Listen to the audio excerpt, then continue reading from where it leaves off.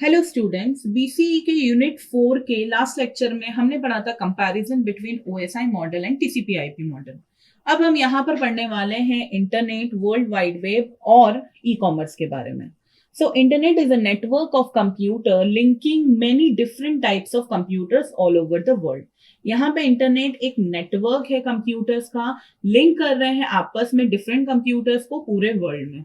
It is a network of networks sharing a common mechanism for addressing computers and a common set of communication protocols for communication between two computers over a network. यहाँ पर जो हमारा internet है वो network, जो हमारे networks का network है, और यहाँ पर वो शेयरिंग, डेटा शेयरिंग के लिए कॉमन मैकेनिज्म का यूज करता है, एड्रेसिंग का, और यहाँ पर कॉमन सेट ऑफ प्रोटोकॉल्स का यूज होता है, कम्युनिकेशन प्रोटोकॉल्स जो हमने टीसीपी/आईपी के टाइम पर जाने और हमारे ओएसआई मॉडल के टाइम पे जाने, और आपस में दो कंप्यूटर्स का नेटवर्क के ऊपर कम्युनिकेशन स्टैब्लिश करता है। सो यहाँ पर हमारे इंटरनेट के एप्लीकेशंस क्या हुए। सबसे पहला एप्लीकेशन तो हुआ कम्युनिकेशन का ही। ये बेसिक फंडामेंटल हमारा एप्लीकेशन है इंटरनेट का, जिसे सर्व करना चाहिए, इंटरनेट को कम्युनिकेशन सर्व करना चाहिए उसके यूजर्स को, ये उसका सबसे बेसिक काम है।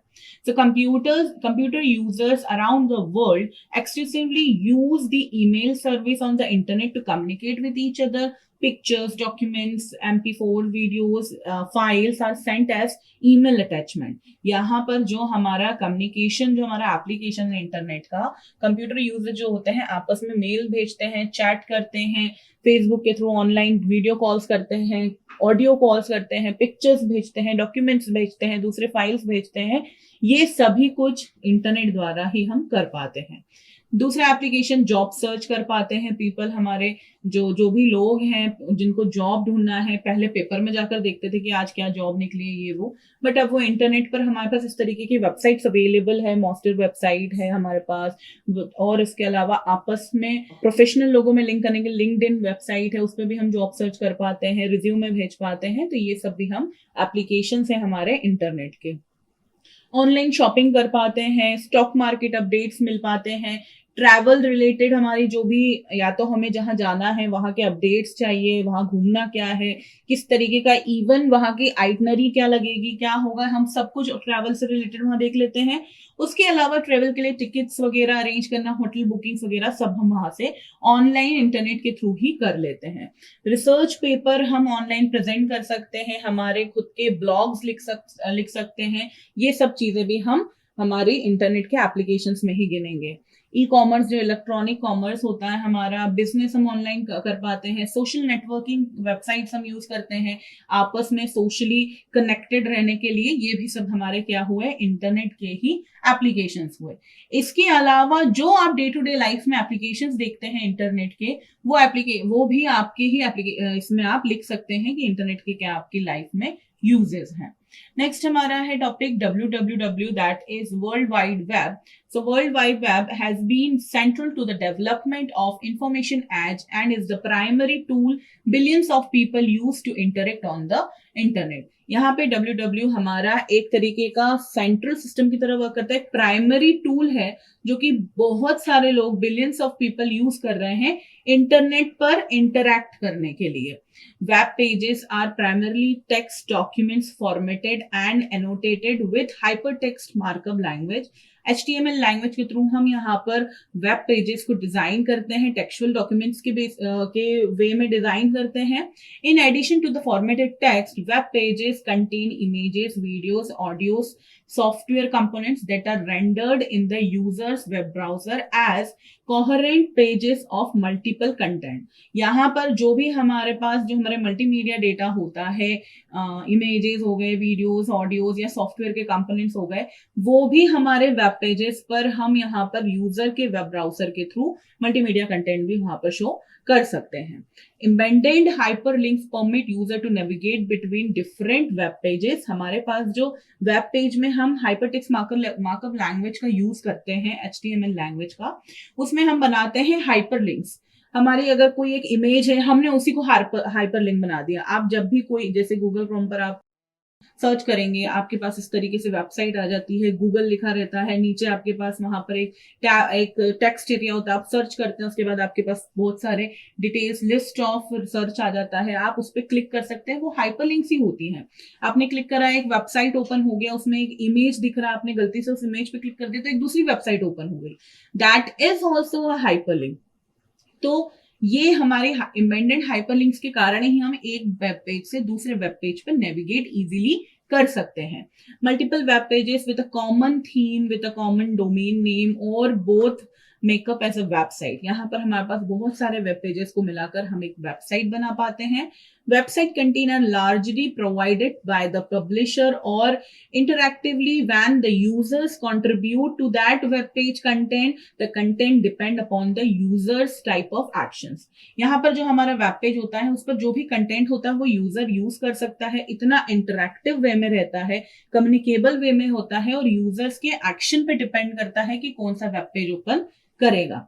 Websites may be mostly informative, primarily for entertainment or largely for commercial, governmental, non-governmental organization purposes। यहाँ पर जो हमारे वेब पेजेस होते हैं वो आपके इंफॉर्मेशन के लिए भी हो सकते हैं, हमारे प्राइमरली हमारे एंटरटेनमेंट के लिए हमारे हो सकते हैं। IMDb की अगर वेबसाइट है तो हम एंटरटेनमेंट के लिए भी यूज कर सकते हैं। अगर हमें पता करना है कि किसी भी बॉलीवुड मूवी का रिव्यू क्या है तो उसके लिए भी हम अलग अलग वेब पेजेस अवेलेबल रहते हैं, तो वो भी हम एंटरटेनमेंट के लिए यूज कर सकते हैं। हमारे कमर्शियल यूज के लिए वेबसाइट्स होती हैं अमेजन की, फ्लिपकार्ट की। गवर्नमेंट वेबसाइट्स होती हैं, बिजली का बिल हमें उनकी वेबसाइट पे जाकर देना रहता है। नॉन गवर्नमेंट वेबसाइट्स जो हमारी रहती हैं, प्राइवेट वेबसाइट्स जो रहती हैं, जो भी कोई प्राइवेट कंपनी हो, ऑर्गेनाइजेशन हो, उनकी IBM की भी खुद की एक वेबसाइट होती है, तो वो वेबसाइट्स भी ऐसी अवेलेबल रहती है। So the World Wide Web is a system that makes exchange of data on the internet easily and efficiently। इसी वर्ल्ड वाइड वेब के कारण ही हम डेटा का एक्सचेंज कर पाते हैं इंटरनेट पर इजी वे में और एफिशिएंट वे में। It mainly consist of two components, ये दो कंपोनेंट के से मिलकर बनता है। पहला होता है वेब सर्वर, दूसरा होता है web browser. Web server, a computer and a software that stores and distributes the data to the other computers throughout the internet, the request of information। यहाँ पर जो हमारा वेब सर्वर होता है वो डेटा को डिस्ट्रीब्यूट कर सकता है, स्टोर कर सकता है अलग अलग कंप्यूटर्स के बीच में over the internet. Web browser क्या है? Software running on an individual computer that request information from the web server and display it in a manner of directed in a data file itself. Web browser हमारे एक software होता है जो कि run हो रहा होता है एक इंडिविजुअल यूजर के कंप्यूटर पर, जो कि रिक्वेस्ट भेजता है वेब सर्वर को कि हमें ये इंफॉर्मेशन डिस्प्ले करना है ताकि हमारा जो यूजर है उसके आगे डेटा फाइल को ट्रांसमिट कर सके और जैसा भी डायरेक्शन उसको मिले, रूट मिले, उसके अकॉर्डिंगली वो काम कर सके। नेक्स्ट हमारा जो टॉपिक है आज का वो है ई कॉमर्स। ई कॉमर्स का मतलब होता है electronic commerce, which is refers to the use of electronic medium to carry out commercial transactions। इसका मतलब होता है कि हम इलेक्ट्रॉनिक तरीके से हमारे कमर्शियल पर्पस के कमर्शियल ट्रांजेक्शन्स को कर रहे हैं। Most of the time it refers to the sale of products via internet, but the term e-commerce also covers purchasing mechanisms via internet।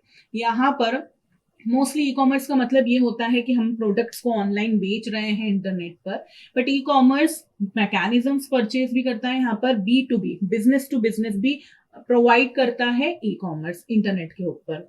So a client who purchases on the internet is called as a cyber consumer. जो client, जो customer हमारा होता है वो internet पर purchase कर रहा होता है तो उसको हम बोलते हैं cyber consumer. E commerce is not only limited to online sales but also covers, ये बहुत सारी चीजों को भी कवर करता है ऑनलाइन सेल्स के अलावा।